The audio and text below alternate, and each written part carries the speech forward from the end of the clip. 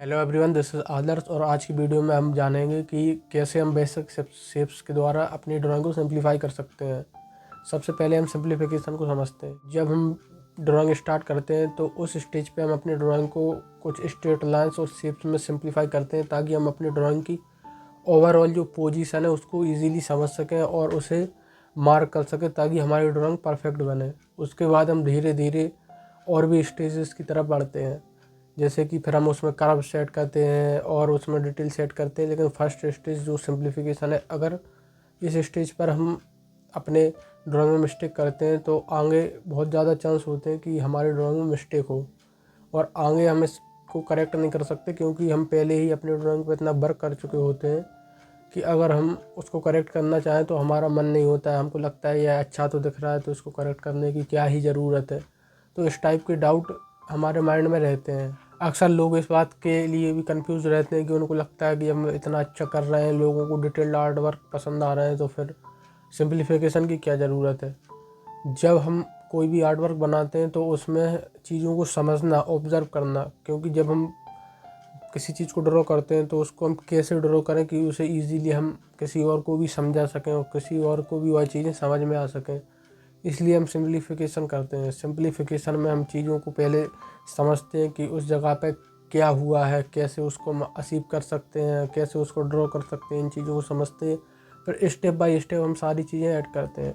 और सिंप्लीफिकेशन ना केवल ड्राइंग के लेवल पे बल्कि शेडिंग के लेवल पे, टेक्सचर के लेवल पे, हर लेवल पे सिंप्लीफिकेशन किया जाता है।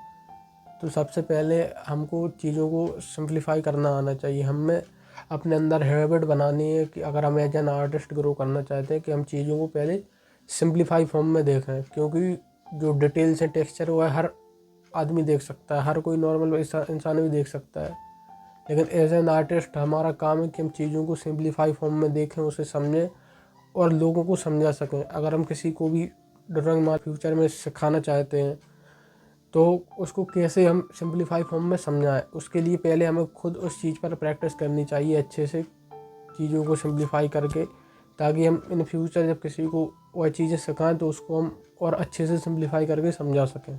सिंप्लीफिकेशन बेसिकली दो टाइप के होते हैं जो हम ड्राइंग के लेवल पे करते हैं। एक तो हम स्ट्रेट लाइंस में अपनी रेफरेंस को सिंप्लीफाई करते हैं और दूसरा बेसिक शेप्स के ऊपर। तो स्ट्रेट लाइंस के ऊपर मैं पहले ही एक वीडियो इस चैनल पर अपलोड कर चुका हूँ। तो आज हम समझेंगे कि बेसिक शेप्स के द्वारा हम अपने ड्राइंग को किस तरह से सिंप्लीफाई करते हैं। Basic shapes like cylinder, triangle, rectangle, Oval, circle, square, ये सब बेसिक शेप्स हैं। इनमें हम अपनी ड्राइंग को सिंप्लीफाई करते हैं। लाइक जब हम अपनी आँखों को देखते हैं तो आँखों में हमको एक ओवल शेप नज़र आता है, और जब हमारे फेस को देखते हैं तो फेस में कहीं पे रेक्टेंगल, कहीं पे स्क्वायर, इस टाइप के शेप्स नज़र आते हैं।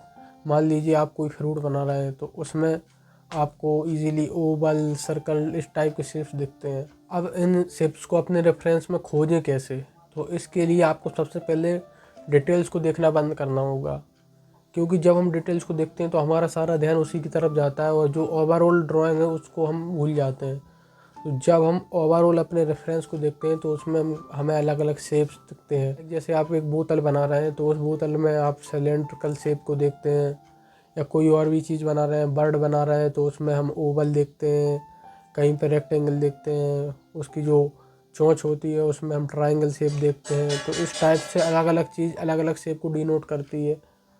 तो बस हमें सबसे पहले उसे समझना आना चाहिए, उसको देखना आना चाहिए। तो इसके लिए आप रैंडमली शेप्स को ऑब्ज़र्व कीजिए नेचर में कि कहाँ कैसा शेप बन रहा है, और जो बेसिक शेप है सबसे पहले आप उनको समझिए कि किस जगह पे कौन सा शेप बन रहा है। ये कुछ पिक्चर्स हैं, इनकी हेल्प से आप इजीली समझ सकते हैं कि कैसे हम नेचर में, अपने आसपास की रियल लाइफ की चीज़ों में शेप्स को खोजते हैं।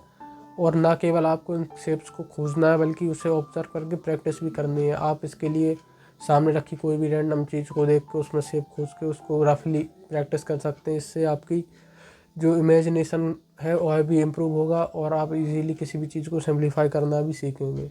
इस वीडियो के नेक्स्ट पार्ट में हम जानेंगे एक रियल लाइफ डेमो के साथ कि कैसे हम चीज़ों को बेसिक शेप्स में सिंप्लीफाई करते हैं। इसमें हम अलग अलग सब्जेक्ट्स को लेके सारी चीज़ों को कवर करेंगे कि कैसे हम चीज़ों में शेप्स को ऑब्जर्व करते हैं, समझते हैं और कैसे उसे हम इजीली ड्रॉ कर सकते हैं। तो इन सारी चीज़ों को हम समझेंगे।